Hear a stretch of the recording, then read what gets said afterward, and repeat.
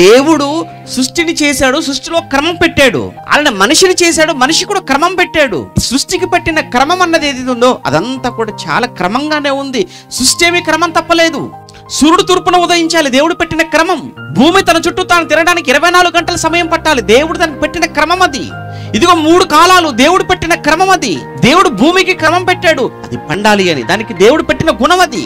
ఈ భూమి దాని క్రమం, ఏమంటే సూర్యుడు దాని క్రమాన్ని. ఈ సృష్టిలో ఉన్నవన్నీ కూడా ఏది క్రమం తప్పలేదు. క్రమం తప్పిందల్లా ఒక్కడే, అతనే మనిషి.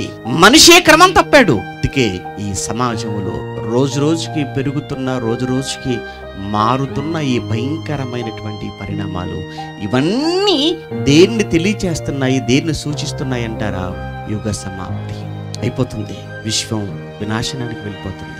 యేసుక్రీస్తులో రాకడ ఎంతో దూరంలో లేదు, చాలా సమీపముగా ఉంది.